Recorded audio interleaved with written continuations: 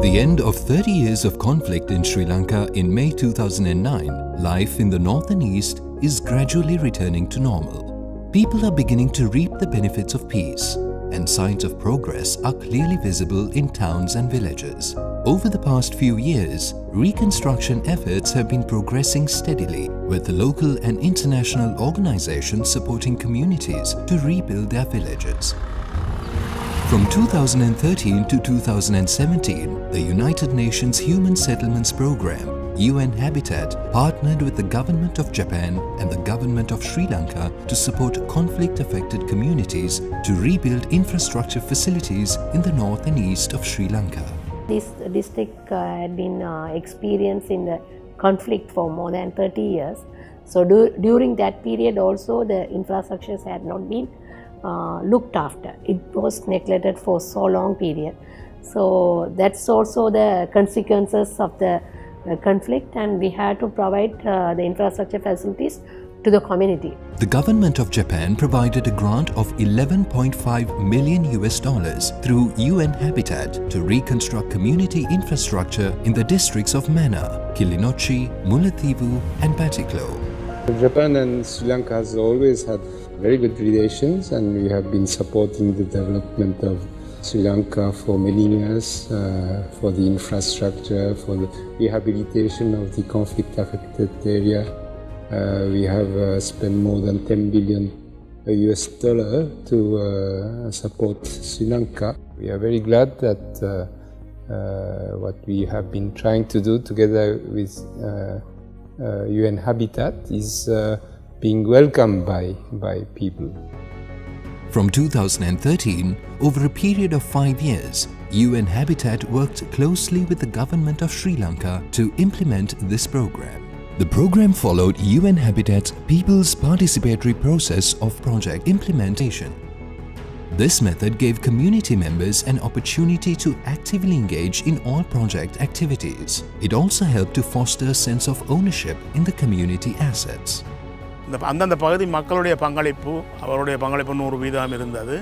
அதோட நாங்களே அமைப்பு வந்து முழுக்க நாங்கள் நின்று பாடுபட்டனாங்க.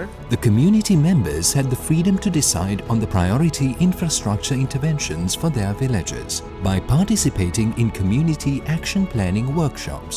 அவர்களுக்கு என்ன தேவை முன்னுரிமைப்படுத்தப்பட்ட தேவை இருக்கிறதோ அந்த தேவையை முன்னுரிமைப்படுத்தி அவர்களிடமிருந்து நாங்கள் இந்த திட்டத்தினை நடைமுறைப்படுத்தி வருகின்றோம். Construction work was undertaken by village-level community-based organizations in each project location. Women and youth were active participants in the program, with women's rural development societies implementing projects in their villages. This is one of the preschools constructed by the program. A large number of preschool buildings were damaged during the conflict. As a result, preschools were housed in temporary structures with minimal facilities for children and teachers. ஆரம்ப காலகட்டத்தில் எங்கட அந்த பழைய nursery எந்தவித அடிப்படை வசதிகளும் இல்லை, சுகாதார பிரச்சனைகள், பாதுகாப்பு இல்லை. This program supported communities to construct 53 preschools, providing facilities for early childhood education to children in the northern province. In many villages, communities selected internal access roads as their priority infrastructure intervention. These roads were reconstructed to the standards set by the local government authority, which included raising the road surface above annual flood levels and resurfacing with gravel. இந்த ஆரம்பிக்கிற நேரத்தில் இந்த வீதிகள் ஒரு 10 ஏழும் காடுகளுமா இருந்தது. நாங்கள் அதெல்லாம் வெட்டி துப்புராக்கி பைக்கோ போட்டு இந்த கேனெல்லாம் வெட்டி செய்து மக்களுடைய பங்களிப்பு தான் நல்ல பங்களிப்போடு தான் செய்தாங்க. The construction of drainage and irrigation systems was important for water management in villages for both agriculture and disaster risk reduction. நாங்கள் அந்த போக்குவரத்து இதுகளால் எங்களுக்கு சரியாக பாதிக்கப்பட்ட நாங்கள் அது பிறகு நாங்கள் இந்த பாலம் கட்டின பிறகு இப்போ கொஞ்சம் சுகமாக போய் வந்து கொண்டிருக்கிறோம். From 2013, this program has assisted in the construction of 74 community centers. An important aspect of the community center design is the inclusion of office space for local government officials. In the draft design, community inputs were taken that all the inputs they have preferred. For rice farmers, storage facilities are vital to store their harvest. The lack of proper storage facilities can result in poor food security, forcing farmers to sell their harvest at low prices. The program supported the construction of 13 community storage facilities. விவசாயிகள் பட்ட கஷ்டம் தாங்கொண்ணாதது. ஆனால் இப்பொழுது விவசாயிகள் தங்களை மிச்சப்படுத்துவதற்காக அனைத்து வழிகளையும் திறந்து விட்டிருக்கிறார்கள் UN Capital நிறுவனம். Program enhanced women's economic empowerment by forming savings groups in villages. The main aim of these savings groups was to reduce poverty, improve economic conditions, and empower beneficiaries to take control of their lives. It also helped vulnerable women to save money within their community.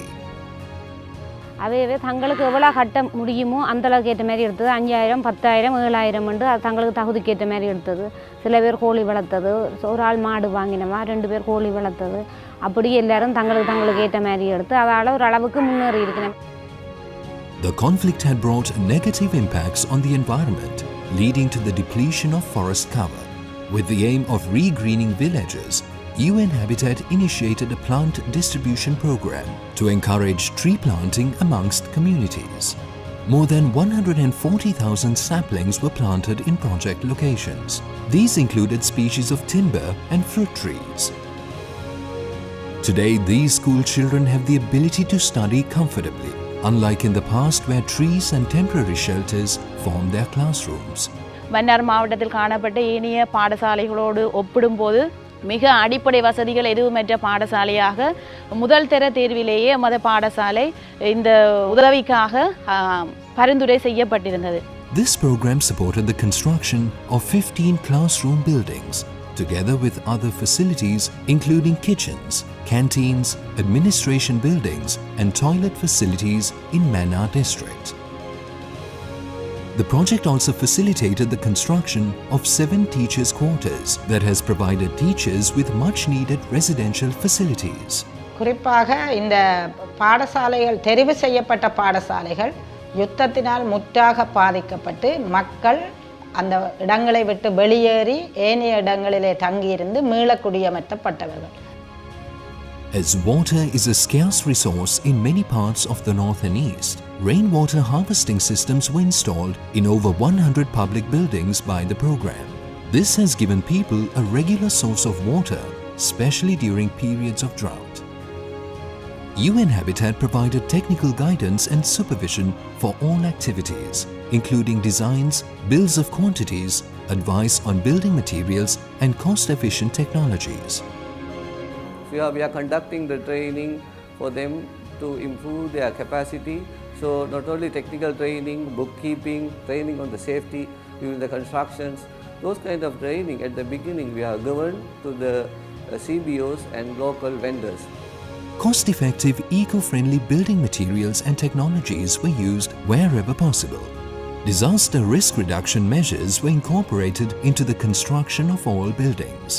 We designed in a way the alternative water supply system, and also in addition to that rainwater harvesting system, 2 compartment of septic tank which reduce groundwater pollution, tree planting, our structures, frame structures which are the DRR measures already incorporated in our whole designs.